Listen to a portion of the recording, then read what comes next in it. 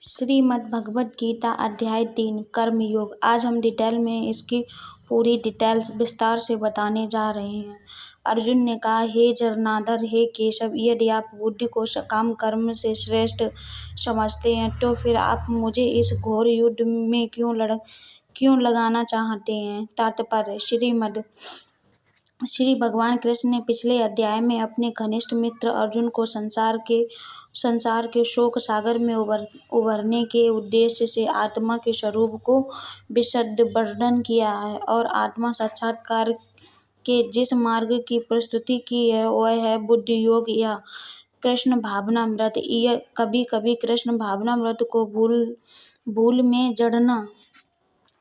भूल से जड़ता समझ लिया जाता है और ऐसी भ्रांत धारणा वाला मनुष्य भगवान कृष्ण के नाम जप द्वारा पूर्णतः कृष्ण भावना भावित होने के लिए प्रायः एकांत स्थान में चला जाता है। किंतु कृष्ण भावनामृत दर्शन से प्रशिक्षित हुए बिना एकांत स्थान में कृष्ण नाम जप करना ठीक नहीं है। इससे अबोध जनता से केवल सस्ती प्रशंसा प्राप्त हो सकती है। अर्जुन को भी कृष्ण भावनामृत या बुद्धि योग ऐसा लगा मानो वह सक्रिय जीवन में संसार लेकर एकांत स्थान में तपस्या का अभ्यास हो।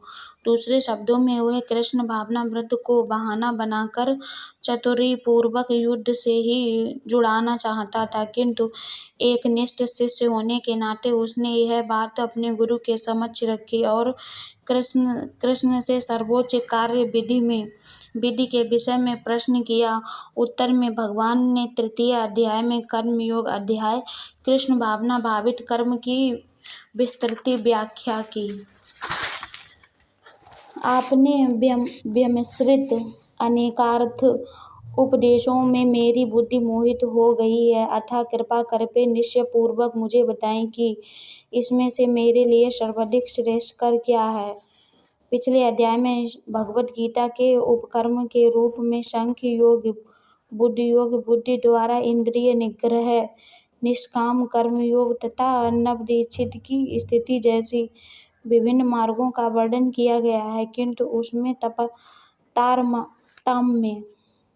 तारतम्य नहीं था। कर्म करने वाला समझने के लिए मार्ग की अधिक व्यवस्थित रूपरेखा की आवश्यकता होगी। अतः अर्जुन इन भ्रामक विषयों को स्पष्ट कर लेना चाहता था जिससे सामान्य मनुष्य बिना किसी भ्रम के उन्हें स्वीकार कर सके। यद्यपि श्री कृष्ण वाक्य चतुराई से अर्जुन को चकराना नहीं चाहते थे, किंतु अर्जुन यह नहीं समझ सका कि कृष्ण भावनामृत क्या है, जड़ता है या फिर सक्रिय सेवा। दूसरे शब्दों में अपने प्रश्न से वह उन समस्त शिष्यों के लिए जो श्रीमद् भगवद गीता के रहस्य को समझना चाहते हैं श्री कृष्ण भावनामृत का मार्ग प्रस्तव कर रहा है। श्री भगवान ने कहा, हे निष्पाप अर्जुन, मैं पहले ही बता चुका हूँ कि आत्म साक्षात्कार का प्रयत्न करने वाले दो प्रकार के पुरुष होते हैं। कुछ ऐसे न्याय योग द्वारा समझने का प्रयत्न करते हैं तो कुछ भक्तिमय सेवा के द्वारा। द्वितीय अध्याय में उल्लेखनीय से श्लोक में भगवान ने दो प्रकार की पद्धतियों का उल्लेख किया है, सांख्य योग तथा कर्म योग या बुद्धि योग। इस श्लोक में इनकी और अधिक स्पष्ट विवेचना की गई है। सांख्य योग अथवा आत्मा तथा पदार्थ की प्रकृति और विश्लेषण अध्ययन उन लोगों के लिए है जो व्यवहारिक ज्ञान तथा दर्शन द्वारा वस्तुओं को चिंतन एवं मनन करना चाहता है। दूसरे प्रकार के लोग कृष्ण भावना भावित में कार्य करते हैं, जैसा कि द्वितीय अध्याय में 61वें श्लोक में बताया गया है। 41वें श्लोक में भी भगवान ने बताया है कि बुद्धि योग या कृष्ण भावनामृत के सिद्धांतों पर चलते हुए मनुष्य कर्म के बंधनों से छूट जाता है तथा इस पद्धति में कोई दोष नहीं है। 31वें श्लोक में इसी सिद्धांत को और अधिक स्पष्ट किया है कि बुद्धि योग पूर्णतः परब्रह्म विशेषतः कृष्ण पर आश्रित है और इस प्रकार से समस्त इंद्रियों को सफलता से वश में कर लिया जाता है। अतः दोनों प्रकार के योग धर्म तथा दर्शन के रूप में अन्योन्याश्रित हैं। दर्शन बहीन धर्म मात्र भावुक या कभी कभी धर्मांता है और धर्म बहीन दर्शन मानसिक ऊहापोह है।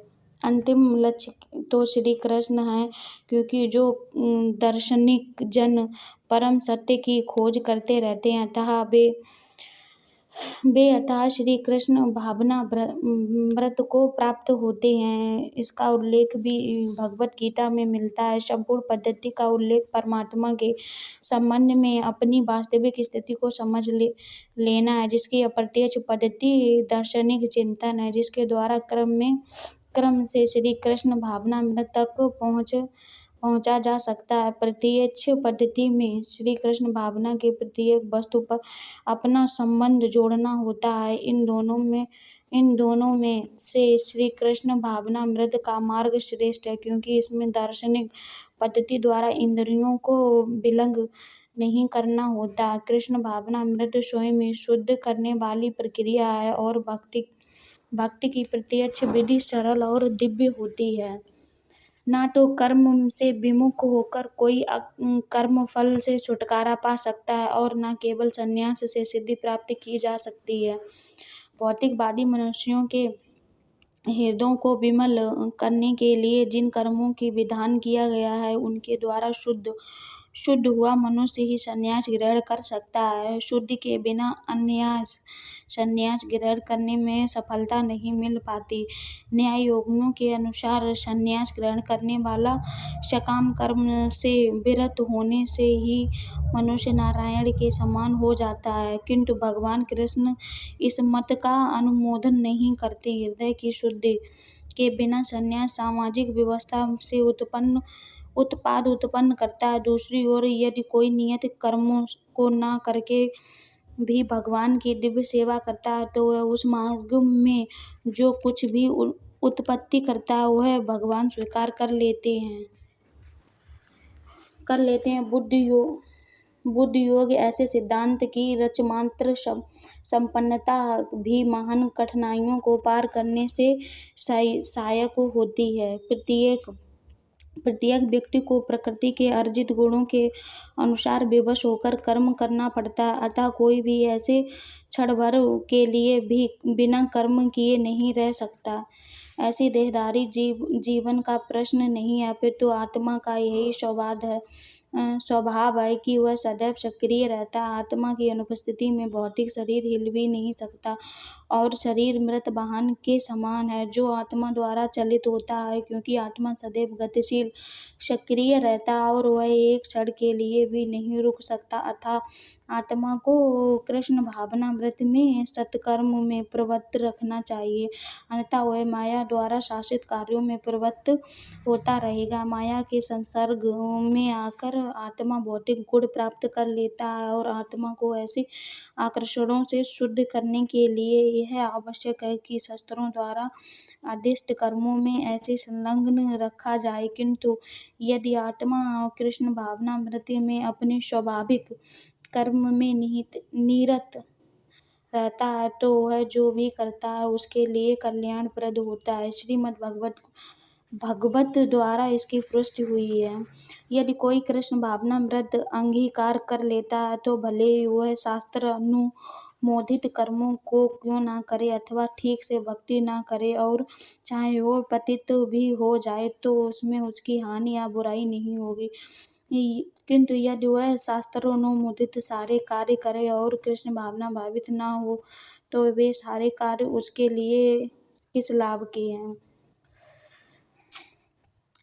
अतः कृष्ण कृष्ण भावनामृत के इस स्तर तक पहुँचने के लिए शुद्धिकरण की प्रक्रिया आवश्यक है। अतएव संसार या कोई भी शुद्धिकरण पद्धति कृष्ण भावनामृत के चरम लक्ष्य तक पहुँचने में सहायक देने के लिए है, क्योंकि उसके बिना सब कुछ व्यर्थ है। जो कर्म इंद्रियों को वश में तो करता है, किंतु उसका मन इंद्रिय विषयों का चिंतन करता रहता है, वह निश्चित रूप से स्वयं को धोखा देता है और मिथ्याचारी कहलाता है।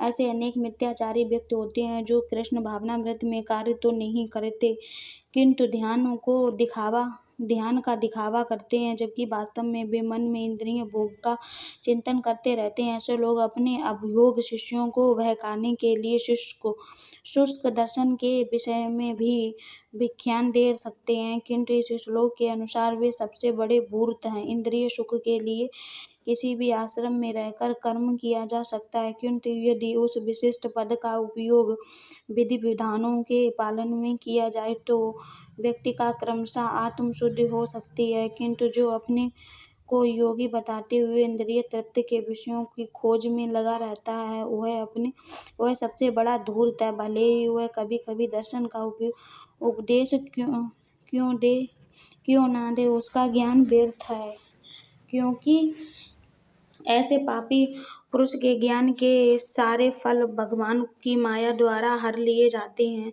ऐसे धूर्त का चित्त सदैव अशुद्ध रहता है, अतएव ऐसे योगिक ध्यान का कोई अर्थ नहीं होता है। दूसरी ओर यदि कोई निष्ठावान व्यक्ति अपने मन के द्वारा कर्म इंद्रियों को वश में करने का प्रयत्न करता है और बिना किसी आसक्ति के कर्मयोग कृष्ण भावनामृत में प्रारंभ करता है, तो वह अति उत्कृष्ट है। लंबत जीवन और इंद्रिय सुख के लिए सद्योगी की मिथ्या भेष धारण करने की अपेक्षा अपने कर्म में लगे रहकर जीवन लक्ष्य को और भवबंधन से मुक्त होकर भगवत धाम को जाना है, प्राप्त करने के लिए कर्म करते रहना अधिक श्रेयस्कर है। प्रमुख स्वार्थ गति तो विष्णु के पास जाना है। संपूर्ण वर्णाश्रम धर्म का उद्देश्य इसी जीवन लक्ष्य की प्राप्ति है। एक गृहस्थ भी कृष्ण भावनामृत में नियमित सेवा करके इस लक्ष्य तक पहुंचा सकता है। आत्म साक्षात्कार के लिए मनुष्य शास्त्रानुमोदित संयमित जीवन बिता सकता है और अनासक्त भाव से अपना कार्य करता रह सकता है। इस प्रकार वह प्रगति कर सकता है और निष्ठावान व्यक्ति इस विधि का पालन करता है, वह उसे पाखंडी धूर्त से कहीं श्रेष्ठ है, जो आबोस जनता को ठगने के लिए दिखावटी आध्यात्मिकता को जप धारण करता है। जीविका के लिए ध्यान धरने वाले विवचन ध्यानी का उपेक्षा सड़क पर झाड़ू लगाने वाले निष्ठावान व्यक्ति कहीं अच्छा है। अपना नियत कर्म करो, क्योंकि कर्म न करने की उपेक्षा कर्म करने वाला श्रेष्ठ है। कर्म के बिना तो शरीर निर्वाह भी नहीं हो सकता है। ऐसे अनेक छद्म ध्यानी हैं जो अपने आप को उच्च कुलीन बताते हैं, तथा ऐसे बड़े बड़े व्यवसायी व्यक्ति हैं जो झूठा दिखावा करते हैं कि आध्यात्मिक जीवन में प्रगति करने के लिए उन्होंने सर्वस्व त्याग दिया है। श्री कृष्ण यह नहीं चाहते कि अर्जुन मिथ्याचारी बने, अपितु वे चाहते हैं कि अर्जुन क्षत्रिय के लिए निर्दिष्ट धर्म का पालन करे। अर्जुन गृहस्थ था और एक सेनायन था, अतः उसके लिए श्रेयस्कर था कि वह उसी रूपी में गृहस्थ क्षत्रिय के लिए निर्दिष्ट धार्मिक कर्तव्यों का पालन करे। ऐसे कार्यों से संसारी मनुष्य का हृदय क्रमशः विमल हो जाता है और वह भौतिक कलमश से मुक्त हो जाता है। देह निर्वाह के लिए किए गए तथाकथित त्याग संन्यास का अनुमोदन ना तो भगवान करते हैं और ना कोई धर्मशास्त्र ही। आखिर देह निर्वाह के लिए कुछ न कुछ करना होता है। भौतिकतावादी वासनाओं की शुद्धि के बिना कर्म का मनमाने ढंग से त्याग करना ठीक नहीं है। इस जगत का प्रत्येक व्यक्ति निश्चय ही प्रगति पर प्रभुत्व जताने के लिए, अधिक इंद्रिय तृप्ति के लिए मलिन प्रवृत्ति में ग्रस्त करता है। ऐसी दूषित प्रवृत्तियों को शुद्ध करने की आवश्यकता है। नियत कर्मों द्वारा ऐसे किए बिना मनुष्य को चाहिए कि तथाकथित अध्यात्मवादी योगी बनने तथा सारा काम छोड़कर अन्यों पर जीवन रखने का प्रयास न करें। श्री विष्णु के लिए यज्ञ रूप में कर्म करना चाहिए, अन्यथा कर्म के द्वारा इस भौतिक जगत में बंधन उत्पन्न होता है। अतः हे कुंती पुत्र, उनकी प्रसन्नता के लिए अपने नियत कर्म करो। इस तरह तुम बंधन से सदा मुक्त रहोगे। चूंकि मनुष्य के शरीर में निर्वाह के लिए भी कर्म करना होता है, अतः विशिष्ट सामाजिक स्थिति तथा गुण को ध्यान में रखकर नियत कर्म इस तरह बनाए गए हैं कि उस उद्देश्य की पूर्ति हो सके। यज्ञ का अर्थ भगवान विष्णु है। सारे यज्ञ भगवान विष्णु की प्रसन्नता के लिए हैं। वेदों का आदेश है, यज्ञों में विष्णु। दूसरे शब्दों में, चाहे कोई निर्दिष्ट यज्ञ संपन्न करे या प्रत्यक्ष रूप से भगवान विष्णु की सेवा करे, दोनों से ही एक ही प्रयोजन सिद्ध होता है। अतः जैसा कि इस श्लोक में प्रस्तुत किया गया है, कृष्ण भावनामृत यज्ञ ही है। वर्णाश्रम धर्म का भी उद्देश्य भगवान विष्णु की प्रसन्न करना है। भगवान विष्णु की प्रसन्नता के लिए कर्म करना चाहिए। इस जगत में किया जाने वाला अन्य कोई भी कर्म बंधन का कारण होगा, क्योंकि अच्छे तथा बुरे कर्मों के फल होते हैं और कोई भी फल कर्म करने वालों को बांध लेता है। अतः कृष्ण विष्णु को प्रसन्न करने के लिए कृष्ण भावना भावित होना चाहिए और जब कोई ऐसा कर्म करता है तो वह मुक्त दशा को प्राप्त रहता है। यही महान कर्म कौशल है और प्रारंभ में इस विधि में अत्यंत कुशल मार्गदर्शन की आवश्यकता होती है। अतः भगवत भक्ति के निर्देशक में या तो साक्षात भगवान कृष्ण के प्रत्यक्ष आदेश के अंतर्गत, जिनके अधीन अर्जुन को कर्म करने का अवसर मिला था, मनुष्य को परिश्रम पूर्वक कर्म करना चाहिए। इंद्रिय तृप्ति के लिए कुछ भी नहीं किया जाना चाहिए, अपितु हर कार्य कृष्ण की प्रसन्नता तुष्टि के लिए होना चाहिए। इस विधि से न केवल कर्म के बंधन से बचा जा सकता है, अपितु जिससे मनुष्य को क्रमशः भगवान की वह प्रेमा भक्ति प्राप्त हो सकेगी जो भगवत धाम को ले जाने वाली होती है। सृष्टि में प्रारंभ में समस्त प्राणियों के स्वामी प्रजापति ने विष्णु के लिए यज्ञ सहित मनुष्यों तथा देवताओं के संततियों को रचा तथा उनमें उसने कहा, इस यज्ञ से सुखी रहो, क्योंकि इसके करने से तुम्हें सुखपूर्वक रहने तथा मुक्ति प्राप्त करने के लिए समस्त वांछित वस्तुएं प्राप्त हो सकेंगी। प्राणियों के स्वामी विष्णु तथा भौतिक सृष्टि की रचना बुद्धि जीवों के लिए भगवत धाम वापस जाने में सुअवसर है। इस सृष्टि में सारे जीव प्रकृति द्वारा बंधे हैं, क्योंकि उन्होंने श्री भगवान विष्णु या कृष्ण के साथ अपने संबंध को भुला दिया है। इस शासन संबंध में समझने में वैदिक नियम हमारी सहायता के लिए हैं। जैसा कि भगवत गीता में कहा गया है, भगवान का कथन है कि वेदों का उद्देश्य मुझे समझना है। वैदिक पुस्तकों में कहा गया है, अतः जीवों के स्वामी प्रजापति श्री भगवान विष्णु हैं। श्रीमद् भागवत में भी श्रील सुखदेव गोस्वामी ने भगवान को अनेक रूपों में पति कहा है। प्रजापति तो भगवान विष्णु और वे समस्त प्राणियों के समस्त लोकों के तथा सुंदरता के स्वामी पति हैं और हर एक के त्राता हैं। भगवान ने इस भौतिक जगत में इसलिए रचा कि बुद्धिजीवी यह सीख सकें कि वे विष्णु को प्रसन्न करने के लिए किस प्रकार यज्ञ करें।